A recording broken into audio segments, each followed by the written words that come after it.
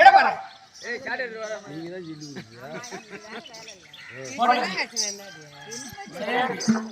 சமமா இருக்கு.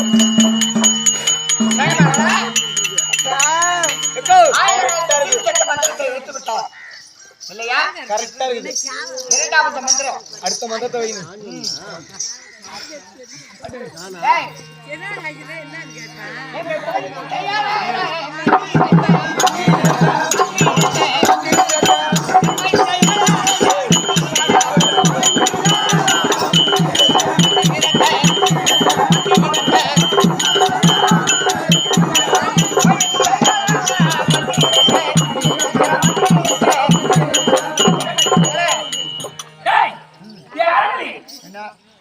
ஒரு பந்தித்தை வென்று பெற்று முதல் பந்தி ஜெயிச்சா அது வந்து பிள்ளையாருன்னு சொல்லுவாங்க. ஏதோ ஜெயிச்சுட்டா விட இந்த பார்த்தா கோயில் முட்டை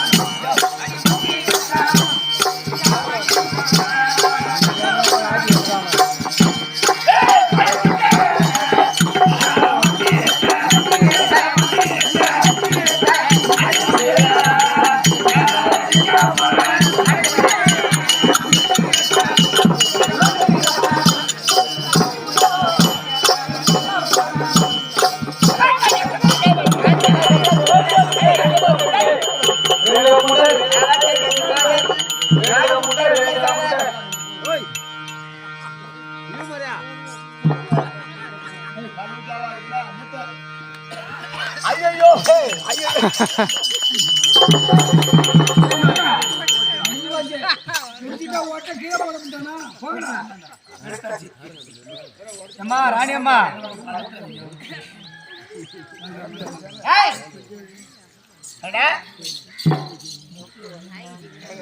கோயில் முட்டை மந்திரத்தை எடுத்து முட்டையை குடிச்சிட்டு ஓட்ட வெளியே போட்டான்.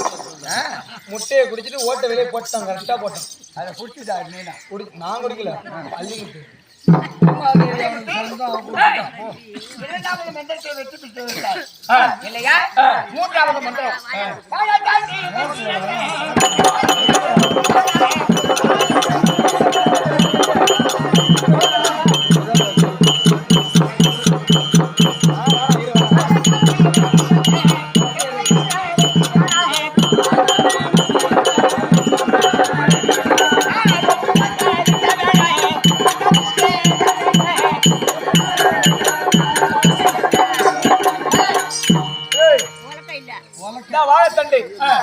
இந்த வாழைத்தண்டை துண்டு வெட்டி ஒண்ணா இருக்கணும். கேட்டுடா சொல்றா. வெட்டி ஒண்ணா இருக்கணும். துண்டு மூணா இருக்கணும். அது இடையிட்டு பார்த்தா அப்படியே சரி சமமா இருக்கணும். சரி சமாவாத்தால் இருக்க வேண்டும். முடியுமா? பாதக சண்டாளியில ஒரு மலர் ஒரு மன்னரோட எடுத்து ஒரு மரத்தை வெட்டுகின்றார். அது துண்டு இரண்டாவது தான் விழுவ தவிர மூன்றாவது விழணும். ஆனா நீங்க எப்படியாவது பந்தியத்தை தொழில்வடைய செய்யணும் என்று எண்ணத்தை கருதி ஒன்றாக இருக்க வேண்டும். துண்டு ஒன்றாக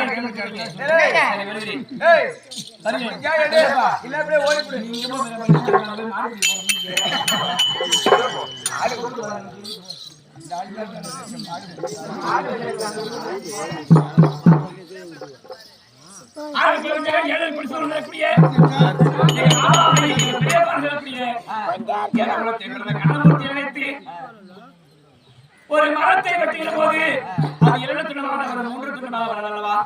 ஆனா ஐயா 3 துண்டு எப்படி பெரிய பழத்தை கேட்டா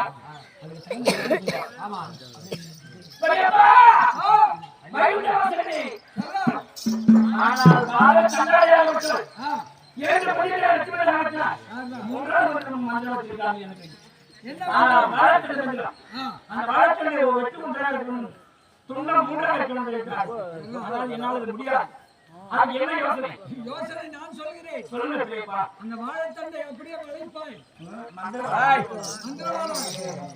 ஏய், வாழைத்தண்டை மந்திரவாதம் அங்கட்டியே போய். ரெண்டு துண்டு வெளியேறு. ஒரு துண்டு நடுப்புற தானா. சரி அப்படியே நான் சொல்கிறேன்.